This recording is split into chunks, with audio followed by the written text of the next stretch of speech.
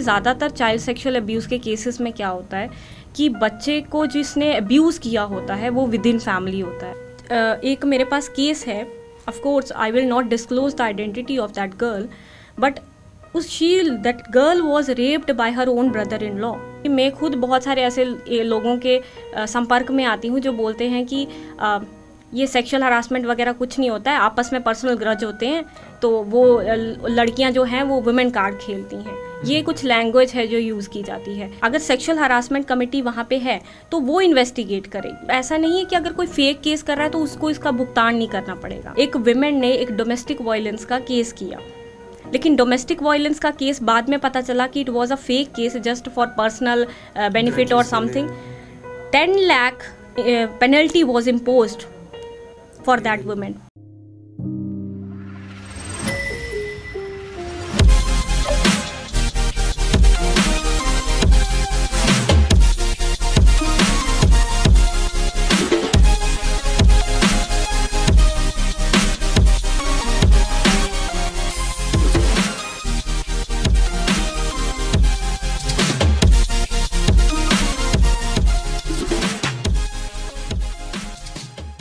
हाँ जी, पॉडचेत के एक और फ्रेश एपिसोड में आप सबका स्वागत है। मेरा नाम है पारस वर्मा और मैं हूँ आयुष कोल। तो आज के जो गेस्ट हमारे साथ मौजूद है वो एडवोकेट मीनू पादा जी हमारे साथ मौजूद है। थैंक यू मैम कि आप आए, आपने हमारा इनविटेशन एक्सेप्ट किया। थैंक यू सो मच मुझे इनवाइट करने के लिए Ayush and Paras, thank you. तो मैम पहले आप तो बताइए, जैसे आप एडवोकेट है तो आपका क्या जॉनरा क्या रहता है? एडवोकेट मतलब आप किस फील्ड में एक आप जो है बीइंग साथ में सोशल एक्टिविस्ट भी हैं, तो अपने बारे में थोड़ा सा बताइए। जी मैं वकालत पेशे से हूँ और बेसिकली मैं विमेन और चाइल्ड राइट्स पे 4 साल से पीछे काम कर रही हूँ जम्मू कश्मीर में। मेरा जो मेन फोकस है वो विमेन राइट्स पे ही वर्क करना है और चाइल्ड राइट्स पे। कानून के थ्रू कोर्ट में भी उसके लिए लड़ रही हूँ और बाहर भी। जो मेन फोकस है वो है कि कानून को सिंपल भाषा में, जितने सिंपल हो सके उस भाषा में बच्चों तक और महिलाओं तक पहुंचाना। देखिए कानून जो है, अगर मैं लॉ की बात करूं तो ऐसा नहीं है कि कानून मतलब सिर्फ वकीलों को तक ही पता होना चाहिए, या फिर मुझे लगता है कि हर महिला तक, क्योंकि हम वुमेन एम्पावरमेंट की बात करते हैं, हम चाइल्ड राइट्स की बात करते हैं।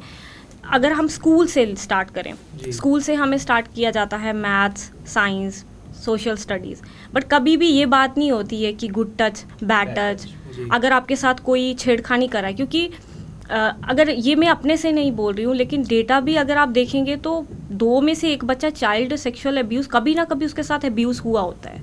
ये we can not deny this fact. लेकिन क्योंकि उसको पता नहीं होता है, कभी बच्चा अपने तक ही रखता है, वो रिपोर्ट नहीं करता, घर में भी अपनी मदर फादर को बताने में। और कभी ज़्यादातर चाइल्ड सेक्सुअल अब्यूज़ के केसेस में क्या होता है कि बच्चे को जिसने अब्यूज़ किया होता है वो विद इन फैमिली होता है। मामा हो सकता है, चाचा हो सकता है, ताया हो सकता है। तो और ये चाइल्ड सेक्सुअल अब्यूज़ का क्या है, it is not confined to any gender, particular gender. Male के साथ भी होता है, फीमेल के साथ भी होता है। वकील होने के नाते मेरे पास भी बहुत सारे ऐसे बच्चे आते हैं जो लड़का है लेकिन उसके साथ अब्यूज़ भी किया है, तो उसके किसी घर में किसी ने रिलेटिव ने किया है। तो मुझे लगता है जितना maths, Hindi, science, English important है, उतना ही चाइल्ड सेक्सुअल अब्यूज़ को स्कूल करिकुलम में ऐड करना इम्पॉर्टेंट है। इसके लिए मैंने एक PIL भी फाइल की है हाई कोर्ट में, जो कि अभी पेंडिंग है, जिसमें जो कोर्ट ने, हालांकि उसमें मैंने रिकमेंडेशंस भी कुछ सजेस्ट की हैं कोर्ट को, जो करिकुलम में होनी चाहिए, जिसकी वजह से अगर बच्चे के साथ कुछ होता है, सपोज़ हो जाता है, तो वो अपने किसी नियर बाय को बता सके कॉन्फिडेंटली कि मेरे साथ ये हुआ है। और उसके बाद, क्योंकि एक पॉक्सो एक्ट है, POCSO stands for protection of children from sexual offences act, ये बहुत स्ट्रॉन्ग पीस ऑफ लेजिस्लेशन है, लेकिन कितने ही लोगों को ये पता होता है। अब मैं ये नहीं बोल रही कि इस पॉक्सो एक्ट के बारे में हर इंसान को वैसे ही पता हो जैसे एक वकील को डिटेल्स पता होती हैं, बट एटलीस्ट बेसिक कि अगर कोई रिपोर्ट करे तो कहाँ करे, रिपोर्ट करने के बाद उस पर क्या एक्शन लिया जा सकता है। और हमारी पुलिस की एक बात करूँ, पूरे पुलिस डिपार्टमेंट में नहीं, लेकिन ज़्यादातर क्या होता है कि इस तरह के ऑफेंसेस जब रिपोर्ट किए जाते हैं तो पुलिस एक्शन नहीं लेती है। SHO के पास हम नियर बाय थाने में ही जाएंगे सबसे पहले। तो जब हम थाने में जाते हैं तो SHO साहब को बताते हैं कि इस तरह का कोई क्राइम हुआ है। ज़्यादातर गाँव के एरिया में, I am not talking about this urban cities, अभी हमारा तो नहीं है, लेकिन मेट्रोपॉलिटन सिटीज़ में तो अलग ही पिक्चर है, वहाँ तो लोग अवेयर हैं अबाउट देयर राइट्स। स्कूल्स में भी बड़े बड़े स्कूल्स हैं, वहाँ पे अवेयरनेस है। लेकिन मैं बात कर रही हूँ हमारे जम्मू कश्मीर, हम जो पहाड़ी रीजन्स हैं हमारे, चेनाब वैली के आगे उधमपुर में, खुद I am from basically from district Udhampur, तो मैं अपने ही गाँव में जब वहाँ देखती हूँ तो बच्चों को अभी तक ये पता नहीं होता है कि गुड टच बैड टच क्या है। उनके साथ कुछ ऐसा हो भी जाएगा तब भी दे आर नॉट अवेयर कि ये उनके साथ हुआ है, गलत हुआ है। तो पॉक्सो की मैं बात कर रही हूँ, तो टीचर्स को थोड़ा बहुत सेंसिटाइज करना चाहिए इस बारे में, बच्चों को सेंसिटाइज करना चाहिए कि अगर आपके साथ गलत होता है, माँ बाप को अवेयरनेस होनी चाहिए कि अगर आपके साथ बच्चे के साथ गलत हो रहा है, ये उसका लाइफ टाइम एक ट्रॉमा बन सकता है, मेंटली उसको पूरी लाइफ वो फेस करना पड़ सकता है। तो इससे पहले कि उसके फ्यूचर में इस तरह से कोई ट्रॉमा ना फेस करना पड़े, आप उसको रिपोर्ट करें। नेशनल क्राइम रिकॉर्ड ब्यूरो का डेटा आता है, कितने स्टार्टलिंग फैक्ट्स आते हैं, लेकिन फैक्ट्स के बावजूद भी ये वो डेटा है जो रिपोर्टेड है। रूरल इंडिया में हम अपने ही एरियाज़ में देखें, बहुत सारे मेरे ही नोन में ऐसे लोग हैं जो क्राइम रिपोर्ट ही नहीं किए हैं, उनके साथ इतना वर्स्ट क्राइम हुआ है लेकिन they have not reported it because court के चक्कर कौन काटे वो नाम थोड़ा वो बदनाम हो जाएगा यहाँ। क्योंकि आजकल क्या होता है, वैसे तो पॉक्सो एक्ट की ही अगर मैं बात करूं, मेरा ज़्यादा फोकस पॉक्सो एक्ट पे है और पॉश एक्ट पे है। Posh act basically work place में जो सेक्सुअल हरासमेंट होती है उससे डील करता है। तो मेरा जो विमेन ओरिएंटेड लॉज और चाइल्ड ओरिएंटेड लॉ से है उसकी प्रैक्टिस है मेरी, और मेरे पास उसी रिलेटेड केसेस हैं। तो वैसे ही मेरे ख्याल में ये कुछ कानून है, उसकी बेसिक जानकारी लोगों तक होनी चाहिए। पॉक्सो में अगर मैं बात करूं, अगर आपको पता है सपोज कि क्राइम कमिट हुआ है और आपने आगे रिपोर्ट नहीं किया और फ्यूचर में कोर्ट में ये चीज़ पता चल जाती है कि you were aware about this thing, आपको उस चीज़ की भी सज़ा हो सकती है। सिर्फ क्राइम पता होने का वो मैंडेटरी है प्रोविज़न कि आपको रिपोर्ट करना है। लेकिन अभी एक थोड़ी देर पहले ही मैं एक केस डिस्कस कर रही थी अपने स्टूडेंट्स के साथ, अपने इंटर्न्स के साथ। उसमें क्या है कि डॉक्टर वॉज अवेयर कि लड़की के साथ सेक्सुअल हरासमेंट हुआ है, लेकिन क्योंकि मदर ने बोला कि नहीं हमने डिस्क्लोज नहीं करना, क्योंकि फैमिली का कोई पास का ही वो था जिसने किया था, उसने डिस्कस नहीं किया। फ्यूचर में किसी एनजीओ ने कंप्लेंट फाइल कर दी एंड पता चला कि डॉक्टर को पता था, डॉक्टर का जो है लाइसेंस कैंसिल कर दिया गया। तो these are some basic things कि लोगों को अवेयरनेस होनी चाहिए। पॉश एक्ट में भी कितनी सारी, अभी मैंने एक आरटीआई फाइल की है JNK के बाकी डिपार्टमेंट से पता करने के लिए कि क्या हर एक वर्क प्लेस में सेक्सुअल हरासमेंट कमेटी है, क्योंकि मैं खुद पहले जम्मू यूनिवर्सिटी में जो सेक्सुअल हरासमेंट कमेटी है उसमें मेंबर थी। अभी SMBDU कटरा में श्री माता वैष्णो देवी यूनिवर्सिटी में जो सेक्सुअल हरासमेंट कमेटी है वहाँ पे मेंबर हूँ, और एम्प्लॉयज़ प्रोविडेंट फंड ऑर्गेनाइजेशन जो जम्मू कश्मीर और लद्दाख तीनों में सेक्सुअल हरासमेंट कमेटी में मेंबर हूँ। तो कितने ही वर्क प्लेस में मुझे नहीं लगता कोई एज़ पर पॉश एक्ट जहाँ पे 10 लोग एम्प्लॉय, जहाँ पे वर्क करते हैं, जहाँ पे 10 एम्प्लॉय हैं, वहाँ पे मैंडेटरी है एक IC होनी चाहिए, इंटरनल कमेटी होनी चाहिए। लेकिन मुझे नहीं लगता JNK में हर एक वर्क प्लेस में कमेटी है। बट ऐसा क्यों? ऐसा क्यों? क्योंकि एक तो जो एम्प्लॉयर हैं अगर उनको पता है तो वो कहेंगे कि कौन पचड़े में पड़े। क्योंकि मैं खुद बहुत सारे ऐसे लोगों के संपर्क में आती हूँ जो बोलते हैं कि ये सेक्सुअल हरासमेंट वगैरह कुछ नहीं होता है, आपस में पर्सनल ग्रज होते हैं, तो वो लड़कियां जो हैं वो वुमेन कार्ड खेलती हैं। ये कुछ लैंग्वेज है जो यूज़ की जाती है। अब मैं इस चीज़ को भी नहीं डिनाई करती कि वुमेन कार्ड या फिर ऐसा कोई कार्ड नहीं होता है फ़िलहाल। वुमेन कार्ड ये जो अलग सी लैंग्वेज वो की है कि फेमिनिज़म को एक ऐसा, आजकल कोई फेमिनिस्ट भी बोले तो लगता है गाली दे रहे। तो एक हमने एक परसेप्शन बना ली अपने लिए। फेमिनिज़म का फेक फेमिनिज़म से नहीं है, लेकिन हम जब इक्वल राइट्स की बात कर रहे हैं, अगर कानून ने हक दिया है कि इक्वालिटी मिलनी चाहिए तो फिर क्यों इक्वालिटी ना मिले? अगर कानून ही दे रहा है, हमारा जो संविधान है भारत का वही आपको हक दे रहा है बराबरी का, तो आप कौन होते हैं? अगर सपोज एक वर्क प्लेस का एग्जांपल ले लेते हैं, अगर सेक्सुअल हरासमेंट कमेटी वहाँ पे है तो वो इन्वेस्टिगेट करेगी, वो देखेगी कि क्या हरासमेंट हुई है या नहीं हुई है। और ऐसा नहीं है कि अगर कोई फेक केस कर रहा है तो उसको इसका भुगतान नहीं करना पड़ेगा। हाई कोर्ट में ही हमारे यहाँ पे एक विमेन ने एक डोमेस्टिक वायलेंस का केस किया, लेकिन डोमेस्टिक वायलेंस का केस बाद में पता चला कि it was a fake case just for personal benefit और something. 10 lakh penalty was imposed for that women. उस औरत को 10 लाख की पेनल्टी कोर्ट ने इम्पोज की। And this is a kind of lesson for those women जो इस तरह के जो उनके लिए राइट्स बने हैं उसी को मिसयूज करती है। तो मुझे जहाँ तक लगता है कि कानून सबके लिए बराबर है। कोर्ट को पता है कि अगर आपका इन्वेस्टिगेशन में या इंक्वायरी में पता चलता है कि आप उसको मिसयूज कर रहे हैं, तो court will definitely take the action against those women. But again वही बोलूँगी, इस कुछ जो चंद लोगों की वजह से यू कैन नॉट डिनाई कि NCRB का डेटा या फिर जो स्टार्टलिंग फैक्ट्स आते हैं, क्राइम है। तभी आज 7 बजे के बाद जो हैं औरतें बाहर जाने में डरती हैं। मुझे भी और ये भी एक चीज़ मैं बोलूँगी, खैर मैं बोलती ही जा रही हूँ तो लेकिन मैं ये चीज़ बोलूँगी कि पुरुषों का भी ना बहुत रोल होता है। When I was coming to your office, and मुझे इस एरिया का इतना पता नहीं है टू बी ऑनेस्ट, तो माई फादर सेड तुझे पता लग जाएगा। मैंने कहा लोकेशन तो भेजी है, बट माई फादर अपना काम छोड़ के वो मेरे साथ आए just because of this thing कि मेरी बेटी कहीं खज्जल ना हो जाए। तो फैमिली का बहुत बड़ा रोल है। आपके घर के जो मेल मेंबर हैं ना, उनको उठाने में। अगर मैं आप लोगों के सामने, आपने मुझे बुलाया, मैं यहाँ बोल पा रही हूँ just because of my family which includes my brother and my father as well, right जी। तो लाइक आपने बात की ये एलिगेशंस की, सेक्सुअल हरासमेंट की। लाइक हमने देखे डोमेस्टिक वायलेंस के सेक्सुअल हरासमेंट केसेस जम्मू में भी हैं, but as compare to other states Jammu में इतना हाई रेट है या नहीं? क्योंकि जम्मू में इतना कोई होता भी है तो बहुत कम हाईलाइट होता है, इतना हाईलाइट होता भी नहीं है। या वही बात है, बहुत सारे लोग जो है मतलब दबा देते हैं, घरों में ही रख देते हैं। तो क्या जम्मू कश्मीर को पूरे JNK में भी ऐसा कुछ इतना हाई रेट है as compare to daily basis पे? मतलब जैसे आपका तो रोज का रहता ही, तो डेली बेसिस पे कितने केसेस जो है डोमेस्टिक वायलेंस, सेक्सुअल हरासमेंट के रहते हैं? देखिए, अगर मैं जम्मू कश्मीर की बात करूं तो we are far better than Bihar, UP, Delhi. हम बहुत ऊपर हैं उनसे, लिटरेसी रेट में कहें, एम्पावरमेंट में कहें, बहुत ऊपर हैं। लेकिन क्राइम है, वो दिल्ली में हो या यूपी में हो या जम्मू में हो।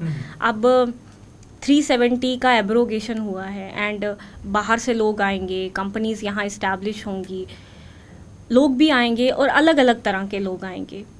तो उसके साथ ऑफ कोर्स क्राइम जो है अगेंस्ट वुमेन वो भी इंक्रीज होगा डेफिनेटली। और हम देख भी रहे हैं कुछ टाइम से पिक्चर थोड़ा सा चेंज हो रही है। एसिड अटैक यहाँ पे कम होते थे, बट अभी रिसेंटली एक एसिड अटैक का केस आई थिंक आया है यहाँ पे। तो इस तरह के क्राइम, अभी जैसे डॉक्टर ये डेथ हुई है एक फीमेल की जानीपुर एरिया में, शी वॉज अ डेंटिस्ट। हाँ, दिल्ली से आए थे आई थिंक। हाँ, उन्होंने डॉक्टर की कुछ वो काट के, इस तरह के क्राइम पहले नहीं होते थे, बट आजकल फैशन में है कि काट के इस तरह से पीसेस वो कर देने। तो ये जो है मुझे लगता है कि लोगों में अवेयरनेस जो है कानून की, और महिलाएं थोड़ी सी अपने राइट्स को लेके बोल रही हैं। आपने पूछा कि क्राइम जो है JNK में वो उस लेवल का है जो दिल्ली यूपी में, ऑफ कोर्स इतना नहीं है, लेकिन अगेन मैं वही कहूँगी कि ये क्राइम बढ़ने के चांसेस हैं। और ऐसा नहीं है कि बिल्कुल नहीं है। अभी नेशनल कमीशन फॉर वुमेन ने डेटा रिलीज़ किया था ड्यूरिंग कोविड टाइम, एंड उसमें जम्मू कश्मीर का अच्छा खासा रैंक था। तो क्राइम जो है जम्मू कश्मीर में ऐसा नहीं है, लेकिन अगेन वही बोलूँगी, रिपोर्टेड नहीं है, रिपोर्ट नहीं करते हैं, तभी पिक्चर अलग चीज़ दिखती है। आपको लगेगा कि नहीं क्राइम जो है वो कम है, यहाँ पे कम है, वहाँ पे ज़्यादा है। कई महिलाएं रिपोर्ट कर देती हैं, हमारे यहाँ पे रिपोर्टिंग कम है, रिपोर्ट कम करती हैं। जैसे मैं एक लेडी से मिली तो हम एक गांव में ही कैंप लगा रहे थे, तो डोमेस्टिक वायलेंस का बेसिक जो थीम था कि डोमेस्टिक वायलेंस के बारे में बताना, क्योंकि डोमेस्टिक वायलेंस से जब हम बात करते हैं तो वी ऑलवेज कंसिडर कि मारना पीटना इज़ डोमेस्टिक वायलेंस। बट अगर वो कहें कि मैनिपुलेशन आजकल एक नया ही ट्रेंड है, आप इमोशनली किसी को अब्यूज़ कर रहे हैं और उसको ये भी नहीं पता लगने दे रहे हैं कि एक्चुअली वो अब्यूज़ हो रहा है, ठीक है। तो I was in one of village in district Udhampur, and मैंने वही कैंप लगाया। उसके बाद महिलाएं आई मेरे पास कि इस तरह से हुआ है। तो कुछ महिलाओं ने मुझे बोला कि मैडम ये जो लेडी है इसको रोज़ पति मारता है, इसका पीता है। वो खुद लेडी नहीं आई, तो जब हमने बात की उससे कि आप क्यों नहीं आए, तो वो कहते कि नहीं मैडम ये ऐसे ही बोलती हैं, पति नहीं मारेगा तो कौन मारेगा, पति नहीं मारेगा तो कौन मारेगा। तो this kind of statement actually मेरे लिए कोई शॉकिंग नहीं था, क्योंकि वो अवेयर नहीं है उन सब चीज़ों से, अवेयर नहीं है और उनके लिए नॉर्मल है ये कि और अभी तो मारपीट हो रही है, इमोशनल अब्यूज़ एक तरह का, मैंने जो कहा कि आजकल फिजिकली हाथ उठाना जो है उसको फिर भी लोग कहते हैं कि नहीं तूने मेरे पे हाथ कैसे उठा लिया, लेकिन इमोशनली अगर आपको कोई टॉर्चर कर रहा है, और उससे औरतें सुसाइड तक कर लेती हैं वो टॉर्चर सहते सहते, क्योंकि उनको पता ही नहीं चल रहा होता कि शी इज़ एक्चुअली उसको इमोशनली उसको अब्यूज़ किया जा रहा है, उसको शायद 4 लोगों में आप बेइज्जत कर रहे हैं और उसको वो चीज़ ही अंदर ट्रिगर कर गई और यू डू दैट। तो मेरा मेन मकसद है कि क्राइम ज़्यादा कम कुछ नहीं होता है, क्राइम इज़ अ क्राइम। तो पीपल शुड बी अवेयर कि अगर क्राइम होता है तो लीगल एड सेल हैं हर एक डिस्ट्रिक्ट में। आप जम्मू में कर लीजिए बात, कश्मीर में कर लीजिए, उधमपुर, जितने जम्मू के डिस्ट्रिक्ट्स हैं, कश्मीर के डिस्ट्रिक्ट्स हैं, वहाँ पे हर एक कोर्ट में आपका एक डिस्ट्रिक्ट लीगल सर्विस अथॉरिटी होती है, वहाँ पे फ्री लीगल एड प्रोवाइड की जाती है। अगर आप महिला हैं तो आपको सिंपल वहाँ पे जाना है, वहाँ पे आपको फ्री वकील मुहैया कराया जाएगा। और एक मैं और चीज़ बता दूँ, जैसे एक मेरे पास केस है, of course I will not disclose the identity of that girl, but that girl was raped by her own brother in law. And यहाँ पे मैं एक पुलिस का बहुत इंपॉर्टेंट रोल समझती हूँ, क्योंकि लड़की अनपढ़ है, पहाड़ी है, शी इज़ नॉट अवेयर, कुछ भी नहीं पता, पूरा घर जो है वो डैडी लगाता है और कुछ पता आता नहीं है, ठीक है। वो लड़की अपने नियरेस्ट पुलिस स्टेशन में ही जाएगा, कोई भी क्राइम कमिट होगा तो नियरेस्ट पुलिस स्टेशन में जाएगा। वो जाती है और उसको 1-1.5 साल यही बोला जाता है कि तेरा केस कोर्ट वाला केस है। तो एक अनपढ़, आप जस्ट एज्यूम कीजिए, एक अनपढ़ इंसान को बोला जा रहा है तेरा कोर्ट वाला केस है, तो वो कहेगा कि ये पता नहीं क्या है, अब जिसको इस चीज़ की नॉलेज, इसको किसी चीज़ की नॉलेज ही नहीं है। 2-3 साल उसको इसी तरह से वो किया जाता है और उसको कोर्ट का पता ही नहीं है।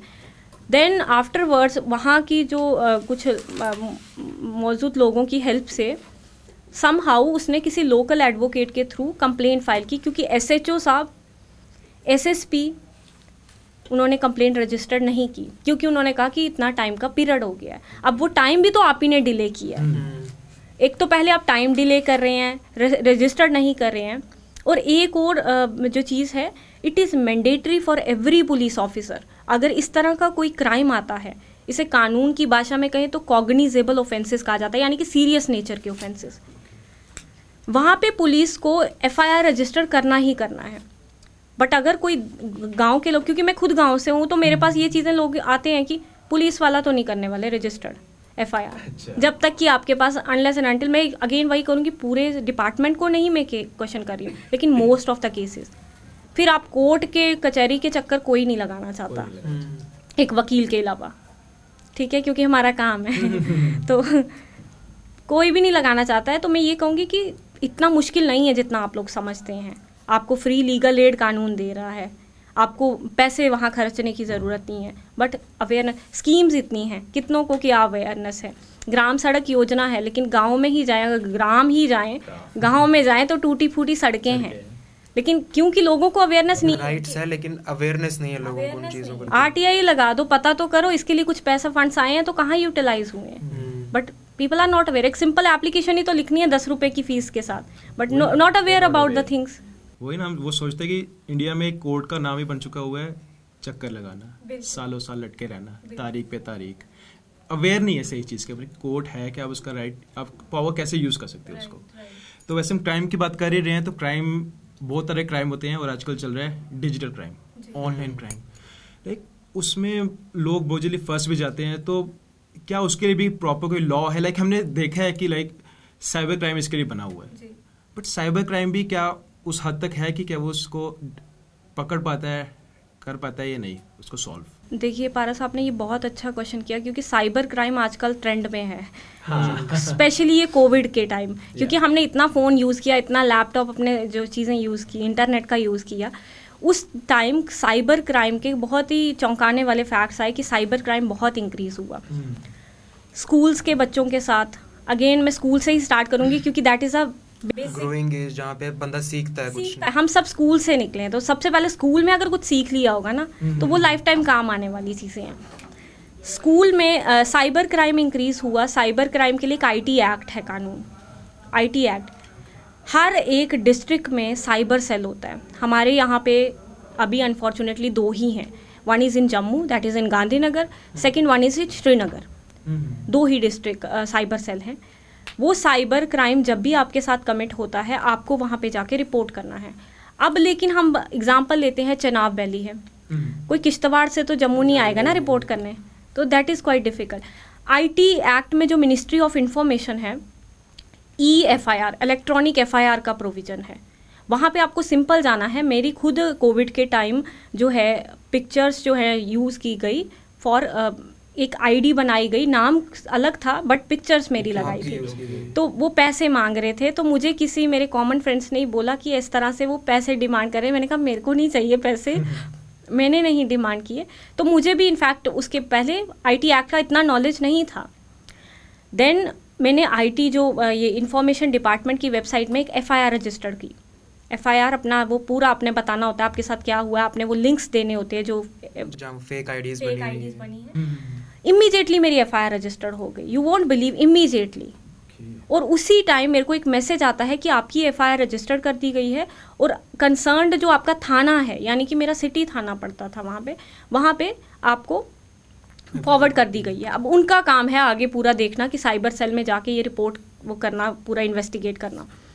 तो मैं ये बोल रही हूँ कि कानून में प्रोविजंस हैं, कंप्यूटर का इतना इस्तेमाल है, अभी साइबर स्टॉकिंग होती है, स्टॉक करते हैं आपको, मतलब कोई ना कोई, लेकिन क्योंकि अवेयरनेस नहीं है। एक यहाँ तहसील मजालता है, मैं खुद तहसील मजालता से हूँ, वहाँ के गवर्नमेंट कॉलेज में कोविड में जैसे ही ठीक हुआ तो उसके बाद कॉलेजेस जब ओपन हुए तो वहाँ पे मेरा एक सेमिनार था IT एक्ट को लेके ही। जब मैंने पूछा कि कितनी लड़कियों के साथ एक्चुअल में फेसबुक वगैरह, तो ऑलमोस्ट सब ने हाथ खड़ा किया। They use Facebook, Instagram, every social media network almost. And उनमें से किसी ना किसी ने ये बोला कि फ़ोटो नहीं डालनी है फॉर सिक्योरिटी पर्पस। लेकिन बात ये है कि जब आपकी पब्लिक प्रोफाइल है तो आप क्यों ना डालो, आप अपनी बात रखना चाहते हो। अब मुझे अपनी बात रखनी है तो मैं आप लोगों तक कैसे पहुंचूंगी अगर मैं अपनी चीज़ वहाँ पे डिस्क्लोज ही नहीं करूँगी। तो जो है क्राइम है उसका तभी कंट्रोल हो सकता है जितना आप कानून के बारे में अवेयर हो, कि अगर मिनिस्ट्री ऑफ इंफॉर्मेशन उसी टाइम FIR मेरी रजिस्टर कर सकता है तो किसी की भी कर सकता है। अभी इन्वेस्टिगेशन हुई, पता चला वो कहीं बिहार साइड के थे कोई, और वो एक हैबिचुअल ऑफेंडर होते हैं, मेरी ही नहीं, वो बहुत सारे लोगों की ID इस तरह से बना के यूज़ करते हैं पैसे के लिए एग्जैक्टली। तो उन्होंने बाद में ID मेरी बंद कर दी और मैंने अपनी कंप्लेन विड्रॉ कर दी। तो अगर मेरे कर सकते तो कोई भी, तो अगर आपका कोई है अपने नियरेस्ट थाने में जाके कंप्लेन कर दे, आगे उनका ड्यूटी बन जाता है। 0 FIR का प्रोविज़न है। आपको ये भी नहीं है कि कोई क्राइम कमिट हुआ, निर्भया का हमने केस देखा 2012 में, how we can forget that. पूरे कंट्री वाइड एक मास एक लेवल पे हमने एक वो देखा, प्रोटेस्ट देखा, और उसके बाद क्रिमिनल लॉज में बहुत सारी अमेंडमेंट हुई। पहले हमें ये देखना पड़ता था कि क्राइम कमिट हुआ है हमारी ज्यूरिस्डिक्शन में है।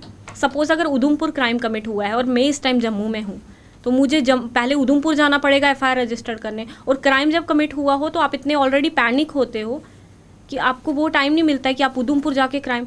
Now the 0 FIR provision is there. आप जम्मू में जहाँ पे हो, नियरेस्ट थाना जहाँ पे है वहाँ पे जाके FIR रजिस्टर्ड करा लो। But again the information, again the awareness. But जैसे अभी आपने कहा ना निर्भया केस हुआ था, तो उस टाइम फिर काफ़ी ये चला था कि टिंटेड ग्लासेस जो है वो अलाउड नहीं किए जाएंगे गाड़ी में। बट वो मेरे को लग रहा है कुछ महीने तक वो चीज़ चली थी, ट्रैफिक वाले निकालते थे, बट अब वापस आप देखो तो गाड़ियाँ जो है टिंटेड ग्लास लेके घूम रही है। तो क्यों ऐसा कि कोई जब केस होता है तो आधे 1 महीने तक गवर्नमेंट जो है स्ट्रिक्ट हो जाती है, फिर वापस वो ढीला छोड़ देती है जब तक वापस कुछ ऐसा कोई कांड होता है। ये आयुष आपने बहुत एक इम्पॉर्टेंट चीज़ कही, इम्प्लीमेंटेशन की प्रॉब्लम है। अवेयरनेस एक चीज़ हो गई, लोग अवेयर होंगे भी। इम्प्लीमेंटेशन से मेरी बात करूं तो भारत में हर चीज़ पे कानून है। हमारा संविधान ही वर्ल्ड का सबसे लार्जेस्ट डॉक्यूमेंट है, तो मतलब हर चीज़ उसमें डाली है। उसमें वर्क प्लेस को डील करने के लिए, हरासमेंट को डील करने के लिए लॉ है, इक्वालिटी का प्रोविज़न उसमें है, बच्चों के लिए लॉ है, बड़ों के लिए लॉ है, बुज़ुर्गों के लिए लॉ है, ट्रांसजेंडर्स के लिए लॉ है। पेपर्स में सब कुछ है, इम्प्लीमेंटेशन कहाँ है? Implementation is a main problem. आप जो कह रहे हैं, अब ट्रैफिक चालान हुए, मैं स्कूटी पे राइड कर रही थी तो मेरे पीछे ही मेरे ब्रदर बैठे थे, and I am an advocate, but फिर भी हमने पीछे वो जो है हेलमेट मेरे भाई ने नहीं लगाया था, तो वो पिक्चर्स क्लिक कर रहे थे कुछ देर पहले। तो जब इस लेवल की इम्प्लीमेंटेशन होने लगी तो अल्टीमेटली हेलमेट सबसे पहले जाके लगाया, और अब लगाना पड़ता है क्योंकि वी आर अवेयर कि स्ट्रॉन्ग लेवल पे इम्प्लीमेंटेशन हो रही है, and that is a good thing. Traffic की अगर इम्प्लीमेंटेशन इस तरह से कर रहे हो, जैसे आपने कहा टिंटेड ग्लासेस की, उस चीज़ों पे रोक क्यों नहीं है? सिर्फ एक हेलमेट ना पहनने पे दैट इज़ इक्वली इम्पॉर्टेंट, आप उनकी फ़ोटो खींच देते हो, तो जब टिंटेड ग्लास मिलते हैं तो तब आप उस गाड़ी की फ़ोटो क्यों नहीं खींचते, राइट? तो मेरे ख्याल में ये इस लेवल की इम्प्लीमेंटेशन होगी तो लोग अपने आप काम करने लगेंगे, क्योंकि जब आपको पता होता है कि कानून का डंडा पीछे है तो सब तो आप उसी हिसाब से करने लगते हैं। जी तो ओके, एंड में जाते जाते हमसे भी ये पूछना चाहेंगे, लाइक इंडिया में कहते हैं कि लॉ फील्ड में वुमेन का के लिए आना थोड़ा रिस्क है, क्योंकि कहते हैं कि काइंड ऑफ स्टीरियोटाइप कह सकते हैं कि वो डॉक्टर बन जाए, किसी आईटी सेक्टर में किसी में चले जाए। तो अभी भी क्या वैसे थिंकिंग है कि पहले तो थी थिंकिंग मे बी, अब नाउ चेंज हो गई हुई है, क्या ऐसा कुछ अभी भी होता है कि नहीं वुमेन है लॉ में नहीं जाएगी, रिस्क है, क्रिमिनल्स के साथ डील करना पड़ सकता है, बहुत कुछ है, तो ऐसा अभी भी है कुछ? देखिए, मैं ये आपने सही बोला है पारस, विमेन लॉ में जब जाती है तो उसको सबसे पहले जो क्वेश्चन किया जाता है वो उसी के फील्ड में लोगों में किया जाता है। जज बन जा, तैयारी कर आराम से, नहीं तो प्रोफेसर बन जा, कहाँ यहाँ वकालत में वो करेगी, कहाँ खज्जल होगी। और नो डाउट वकालत एक ऐसा प्रोफेशन है मेल डोमिनेटेड है, एक मेल्स ने ना पूरा वो डोमिनेट करके रखा है। I am a first generation lawyer, I have faced a lot. अभी मेरा ज़्यादा समय नहीं हुआ है, मेरा 3-4 साल की प्रैक्टिस है अभी, but still I am facing. But क्योंकि मैं ये है कि जो लिटिगेशन को लेके एक मिसकंसेप्शन है ना, I am from law school, Jammu university, I have done my LLB from the law school. मेरे बाद कितनी सारी जूनियर जो लिटिगेशन में नहीं जाना चाहती थी, they came to litigation because of me. They said कि ma'am because I have been declared as an alumni of Jammu University, so they said कि मैम अगर आप, क्योंकि I was actually harassed in my own court premises by someone, so that was a worst case, but I stand up for myself, क्योंकि अगर मैं यहाँ पे वकालत छोड़ देती इस डर से कि नहीं, क्योंकि they were quite influential people in that पूरे स्टेट में वो काफ़ी influential लोग थे। सो अगर मैं उस टाइम अपने लिए नहीं लड़ती तो मुझे वकालत छोड़नी पड़ती, क्योंकि अगर मैं जिन लड़कियों के, औरतों के मैंने केस लिए हैं जो एक्चुअली में अब्यूज्ड हुई हैं, मैं उनको किस तरह से फेस करती अगर मैं अपने लिए नहीं लड़ती। तो आई फॉट फॉर माई सेल्फ। मेरे बाद किसी भी तरह का इस तरह का जो इंसिडेंट हुआ लड़कियों के साथ with in court, they came out and उन्होंने ओपनली उसके लिए बोला कि मेरे साथ भी ऐसा हुआ है। क्योंकि अगर आपके पीछे आपको नहीं पता है कितने सारे लोग आपको देख रहे हैं, कभी कभी आपको नहीं पता होता है। मैं कुछ भी मतलब I am not a kind of celebrity, but at least even अगर एक लड़की भी मेरे कहने से अपना चीज़ जो उसने छुपा देनी थी वो सामने बोल ली, वो चीज़ उसको बहुत इफ़ेक्ट करेगी। अगर मैं आपके सामने आज बोल पा रही हूँ बिकॉज ऑफ दिस थिंग, क्योंकि मुझे पता है कि जब आपकी कॉन्शियस राइट है ना, तो आपको शॉर्ट टर्म में नुकसान हो सकते हैं कुछ चीज़ों के। May be that time even my family said कि तू किनसे पंगा ले रही है, इनसे पंगा ले रही है बहुत बड़े लोग हैं, कुछ नहीं होता, इन चीज़ों को इग्नोर करना होता है। अगर मैं उस टाइम इग्नोर कर जाती, शायद I was not able to speak you guys today, क्योंकि एक इंसान की एक कॉन्शियस होती है कि नहीं, वहाँ नहीं, मैं अपने लिए नहीं बोल पाई, यहाँ क्या बोलूँगी, बाकियों के लिए क्या बोलूँगी, मैं अगर किसी के हक के लिए क्या बोलूँगी अगर मैं अपने लिए नहीं बोल पाई। तो आफ्टर दैट मेरी साथ बहुत सारी जूनियर हैं, दे सेड कि मैम हमने भी लिटिगेशन में जाना है। जो पहले सोचती थी इजी वे ढूंढेंगी, टीचिंग में चली जाएंगी, मुंसिफ जज का एग्ज़ाम क्रैक कर देंगी, that is quite easy. Litigation में कोई नहीं जाना चाहता, वकालत में कोई नहीं जाना चाहता है। लड़की है, अपने ही सीनियर से हरास हो सकती है। बट आई थिंक ये माइंड सेट चेंज करने के लिए ना आपको कोई बड़ा, कोई अमीर या फिर कोई वो होने की ज़रूरत नहीं है। You just need a mind set, और आप उसके साथ चलते रहिए। डेफिनेटली लॉन्ग टर्म में आप कुछ ना कुछ चेंज अपने लेवल पे ला सकें। मेरे को दुनिया उलट नहीं करनी है, बट एटलीस्ट अगर मैं अपने लेवल पे थोड़ा भी चेंज ला सकती हूँ, that is quite enough for me. तो मैम बस यही जाते जाते, जैसे बहुत सारी आपने बोला कि बहुत सारी फीमेल्स होती है वो सामने नहीं आना चाहती है, तो उनके लिए आप क्या बोलोगे? जैसे वर्क प्लेस में रहता है, घर पे डोमेस्टिक वायलेंस रहता है जो फिर दबा देती है, घर वालों तक को नहीं बताती, तो उनके लिए आप क्या बोलोगे कि कैसे अगर वो सामने आना चाहे? कोई मैसेज उनके लिए? Sure, I think this is the best platform जो मैसेज देने के लिए। तो मैं उन लड़कियों को, उन महिलाओं को, इनफैक्ट पुरुषों को भी, उन आदमियों को भी, अगर आपके साथ कुछ वो होता है तो कानून आपकी हेल्प करने के लिए है। आप बस एक राइट वे चाहिए, तरीका चाहिए। लीगल सेल आपको हर जगह मिल जाएगा, फ्री लीगल एड है महिलाओं के लिए, बच्चों के लिए तो ऑलरेडी है, पर पुरुषों के लिए मैं ये बोलूँगी कि अगर आपको पता होगा कि देयर आर सम NGOs जो है वो वर्क करती हैं, आप कोई अच्छे से एडवोकेट को वो करिए, अप्रोच करिए। नहीं तो आप थोड़ा सा गूगल कीजिए, गूगल सबकी हेल्प के लिए है, वो सबकी हेल्प करता है तो आप थोड़ा सा करिए, आप अपने कंसर्न SHO के पास जाइए, वहाँ पे ये कंप्लेंट रजिस्टर करिए। अगर आपके साथ वहाँ पे नहीं सुनी जाती, SSP के पास जाइए, वहाँ भी नहीं सुनी जाती, अपने मैजिस्ट्रेट के पास जाइए, यू विल गॉट अ वे, आप निकले तो सही। बट ऐसा भी होता है ना कि वो सोचता अगर हम जाएंगे तो बदनामी हो जाएगी, पीछे फैमिली की बदनामी हो जाएगी, वो होगा, तो उस चीज़ को कैसे बंदा फिर ओवरकम करे? देखिए, अगर आपकी कॉन्शियस सही है तो अगर आप सही चीज़ कर रहे हो ना, बदनामी नहीं होगी। आपके साथ सेक्सुअल हरासमेंट हुई है, आपके साथ रेप हुआ है, एक आदमी के साथ बहुत मारपीट हुई है उसकी खुद की बीवी द्वारा, ऐसे में आपकी बदनामी नहीं होगी। इनफैक्ट उस लेडी की आप एक एग्जाम्पल सेट कर सकते हो कि ऐसी महिलाएं अगर फ्यूचर में कुछ ऐसी करने वाली हैं तो उस आदमी के एक्शन की वजह से वो महिलाएं रुक जाएंगी। तो आपको कहीं ना कहीं किसी ना किसी को तो बढ़ना पड़ेगा आगे। अगर आप सही हो तो कानून आपकी हेल्प के लिए है।